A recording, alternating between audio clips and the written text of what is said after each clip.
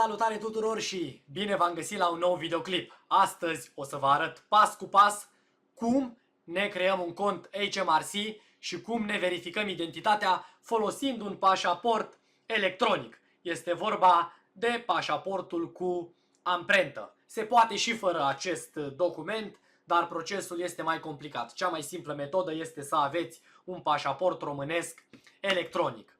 Ce este contul HMRC? Contul HMRC este un cont personal de taxe în Regatul Unit. Cu ajutorul acestui cont noi putem să accesăm informații cu privire la taxele noastre, putem să ne închidem singuri anii financiari și să recuperăm taxe dacă este cazul, putem să ne schimbăm adresa de pe National Insurance Number, putem să recuperăm NINO dacă l-am pierdut, putem să vedem informații cu privire la pensie, la beneficii și așa mai departe. Putem să facem o mulțime de lucruri cu ajutorul acestui cont pe care eu vă învăț cum să îl creați și cum să verificați identitatea pas cu pas.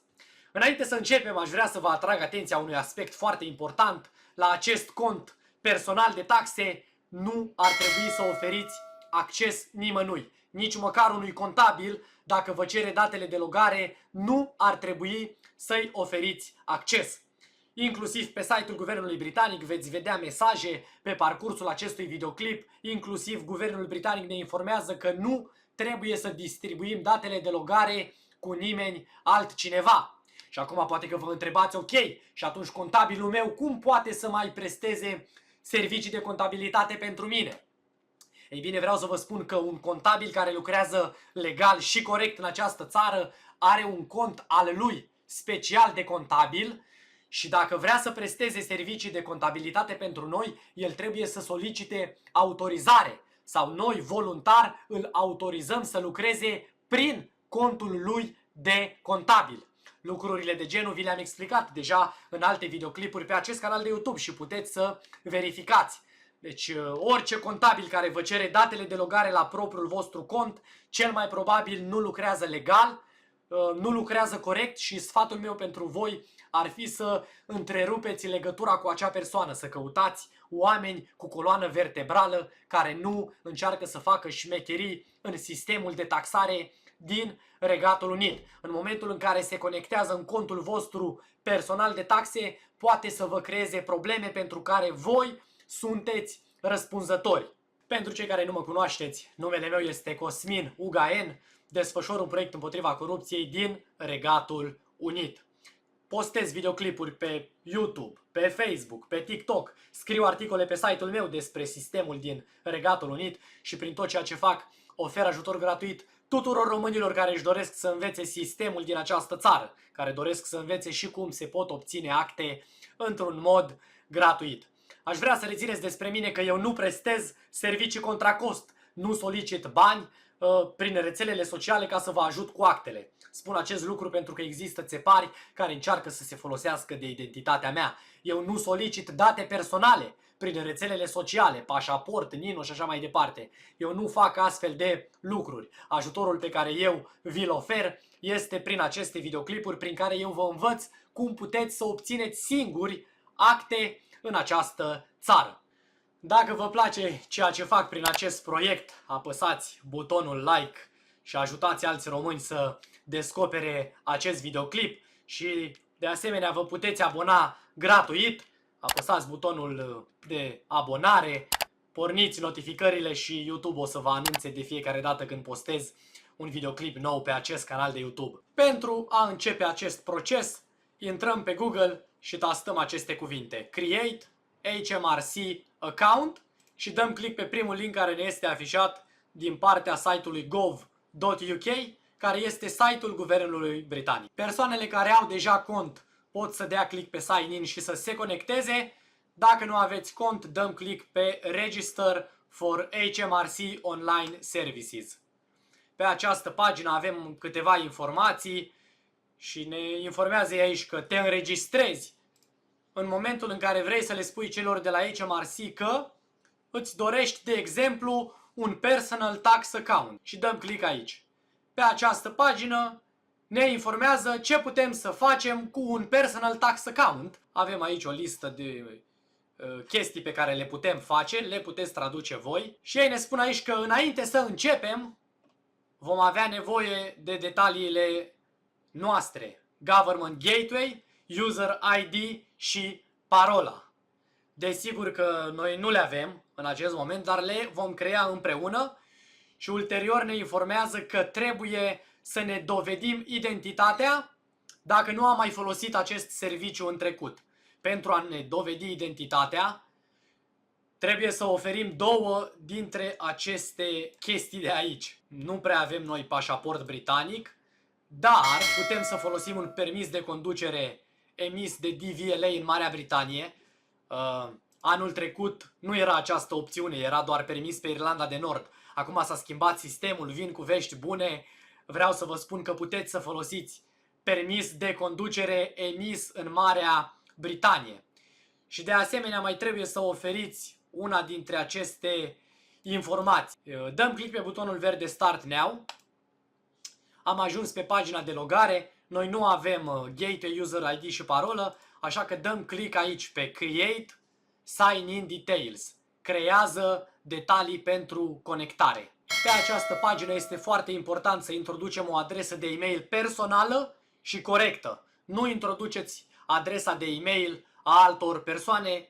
Este important să fie adresa voastră și continuăm. În acest moment sistemul ne-a trimis pe e-mail un cod ca să confirme cu noi faptul că această adresă de e-mail ne aparține. Deschidem e-mailul, introducem codul în această căsuță și apăsăm pe butonul de confirmare. Care este numele tău întreg? Mare atenție la modul în care vă introduceți numele. În această țară începem cu prenumele. Sistemul când ne întreabă aici trebuie să completăm prima dată cu prenumele. Dau un exemplu. Dacă aș avea două prenume, aș pune Cosmin, liniuță, Cosmin, urmate de numele de familie. Și continuăm. În acest moment trebuie să creăm o parolă. Parola trebuie să aibă cel puțin 10 caractere. Putem să folosim litere mari, litere mici, numere și simboluri. Deci minim 10 caractere. Creați o parolă puternică, o introduceți de 2 ori în această căsuță odată și încă o dată și continuăm. Contul HMRC a fost creat, în acest moment ne afișează Gateway User ID-ul nostru. Am ascuns eu cifrele de aici. Foarte important, salvați acest număr. Este numărul pe care îl veți folosi pentru a vă conecta în contul vostru HMRC.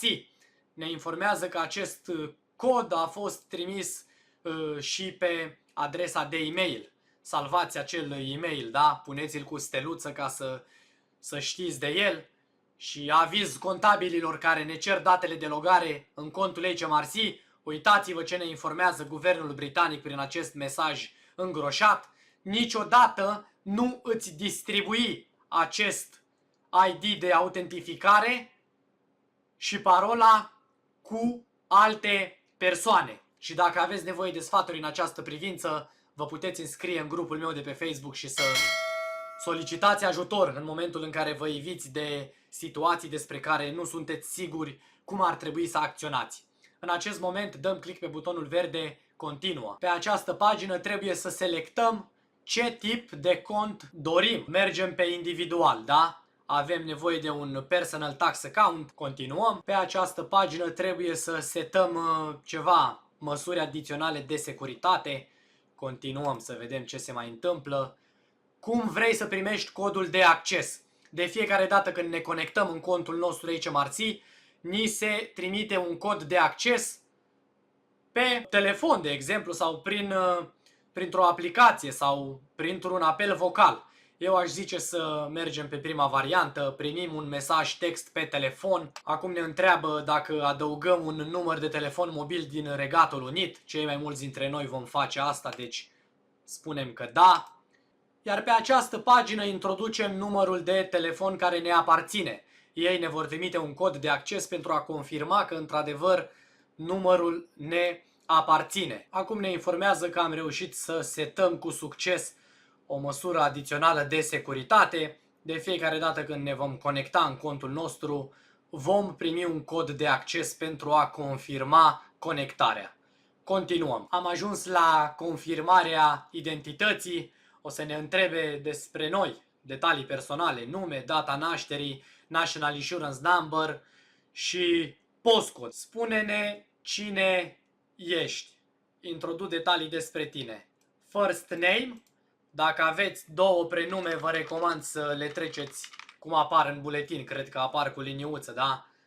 Și la last name trecem numele de familie. Data nașterii, ziua, luna, anul și continuăm. Care este ninoul tău? Îl introducem în această căsuță. Nu știu dacă merge să creăm cont fără nino, dar văd că ne întreabă. Putem să dăm click aici. Ce se întâmplă? Ne întreabă despre postcode. Deci s-ar putea să meargă și fără nino. Ok. Continuăm să vedem ce ne mai întreabă. Avem nevoie să îți confirmăm identitatea. O să te întrebăm despre lucruri precum pașaport internațional sau pașaport de UK, pașaport British. Mi se pare foarte, foarte tare ce au făcut, pentru că înainte nu puteai să pui pașaport internațional. Te lăsau doar dacă aveai pașaport British.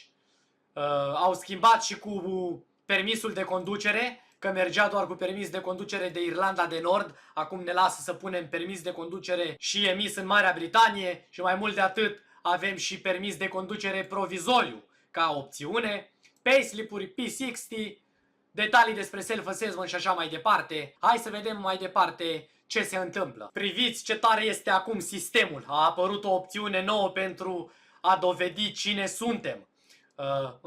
Înainte, anul trecut cel puțin, când am mai încercat să creez cont, era doar această opțiune. Puteai să-ți verifici identitatea doar introducând un pașaport din Regatul Unit, pașaport British și alte documente pe care mulți români nu le aveau. Ei bine, acum se pare că s-a schimbat sistemul și putem să ne verificăm identitatea în același fel precum am verificat-o când am obținut rezidență. Super tare! O să folosim această opțiune. Haideți să continuăm. Ne întreabă dacă în acest moment folosim un calculator sau o tabletă.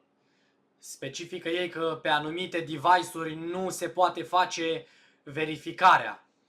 Eu în acest moment sunt pe un calculator sau pe tabletă. Continuăm. Ne întreabă dacă avem un smartphone pe care să îl folosim, iPhone sau Android. O să merg pe varianta cu Android. Eu nu am iPhone, am Android. Și continuăm. Ne întreabă dacă avem un pașaport valid. Dacă nu aveți unul, vă recomand să vă faceți și să reveniți la acest videoclip. Continuăm. Ne întreabă dacă pașaportul nostru are acest simbol. Acest simbol înseamnă că pașaportul este biometric, are un chip. Este pașaport electronic cu amprentă. Și vă recomand să vă faceți un astfel de pașaport pentru a scăpa de tot felul de probleme cu sistemul digital în Regatul Unit. Pașaportul nostru, da, este electronic, este biometric, are chip. Apăsăm pe Yes și continuăm. Folosește pașaportul și aplicația gov.uk app pentru a-ți confirma identitatea. În următorul pas o să te ghidăm cum să downloadezi și să folosești aplicația. Vei folosi aplicația ca să faci o poză a pașaportului, să scanezi chipul pașaportului și să-ți scanezi fața. Continuăm. Ne întreabă dacă telefonul are cameră. O să trebuiască să facem poze și cu camera din față și cu camera de pe spate. Desigur că avem cei mai mulți dintre noi. Continuăm. Aplicația folosește culori care se schimbă pentru a scana fața, precum la obținerea rezidenței. Ne întreabă dacă dorim să continuăm. Pe această pagină avem două coduri QR. Primul cod este pentru a downloada aplicația cu care vom face scanarea și apoi spun ei că s-ar putea să trebuiască să scanăm și acest cod pentru a transfera informațiile pe care le-am completat pe calculator în telefon, ca să știe a cui este verificarea pe care o face telefonul. Da, sper că ați înțeles. Continuăm. Prima dată scanăm acest cod QR și downloadăm aplicația. Aceasta este aplicația, în caz că vă întrebați. În acest moment se instalează. Am văzut că are aproximativ 100.000 de downloadări. Ce trebuie să facem în acest moment este să dăm click pe butonul verde, o să trebuiască să începem prin a face o poză pașaportului. Mi-a apărut acest mesaj prin care mă informează că pașaportul meu nu ar fi electronic. Și îmi spun ei aici că dacă consider că pașaportul meu are într-adevăr un chip, să încerc să fac din nou poza, ceea ce voi și face, apăs pe butonul verde. Îmi spune că am reușit să fac poza cu succes și acum putem să continuăm. În acest moment ne informează că trebuie să facem scanarea pașaportului. Vă recomand să nu aveți husă nici pe pașaport, nici pe telefon ca să puteți să faceți scanarea și apăsăm pe butonul verde de continuare. Aici ne informează ei cum trebuie să procedăm pentru a face această scanare. Dăm click pe Next. Ok, poate doar trebuie să începem să realizăm scanarea. Mutăm telefonul deasupra pașaportului până vedem că începe să se scaneze. În momentul în care vedem că se încarcă bara, ne oprim și lăsăm telefonul să-și facă treaba. Și după cum puteți vedea, scanarea a avut loc cu succes. Dăm click pe butonul verde, trimite scanarea. În acest moment trebuie să ne scanăm fața. Este același proces cu scanarea feței pentru obținerea rezidenței. Dăm click pe butonul verde Start. Vom folosi camera din fața telefonului și va trebui să stăm acolo până încep culorile să se schimbe și să ne afișeze mesajul că scanarea a avut loc cu succes. Dacă scanarea feței a avut loc cu succes, ne este afișat acest mesaj prin care ne informează că putem să închidem aplicația și să ne întoarcem la calculator, unde am scanat codul QR pentru a descărca aplicația. Mi s-a actualizat deja pagina și mi se afișează un mesaj că identitatea a fost completată. Priviți, totul a fost făcut automat. Au verificat identitatea și mi-au afișat acest mesaj fără să mai fac ceva. Am terminat pe telefon și imediat mi s-a schimbat pagina de aici și mă informează că identitatea a fost verificată cu succes folosind pașaportul. Și acum continuăm. Super! Tocmai ți-am confirmat identitatea. În acest moment te poți conecta în contul tău personal de taxe. Și dăm click pe butonul continuă. Pe această pagină vor să alegem cum dorim să primim scrisorile cu privire la taxe. Dacă le vrem acasă sau le vrem prin poștă. Citiți voi aceste informații. Eu vă recomand să facem chestia asta online. Chiar dacă bifăm această opțiune, ei încă vor trimite anumite scrisori importante acasă, dar părerea mea este că trebuie să evităm ca scrisorile să vină acasă, că nu știm dacă ajung întotdeauna și dacă nu cumva sunt deschise de alte persoane. Și continuăm. Introducem adresa noastră de e-mail, unde vor trimite scrisorile cu privire la taxe și continuăm. Și acum, priviți în premieră, am creat un cont de HMRC și am verificat identitatea folosind un pașaport românesc, un pașaport electronic. Mai multe lucruri despre cum se folosește acest cont HMRC găsiți în celelalte videoclipuri pe care le-am postat pe YouTube. Dacă v-a plăcut acest videoclip, apăsați chiar acum butonul like și distribuiți-l prin toate grupurile de pe Facebook să afle toți românii că pot să-și creeze cont HMRC și să-și verifice identitatea cu un pașaport electronic românesc. Eu vă mulțumesc pentru atenție, vă doresc mult succes în tot ceea ce faceți și nu uitați, succesul nu este ceva ce apare printr-o simplă urare, ci succesul este ceva ce apare în urma acțiunilor noastre din fiecare zi.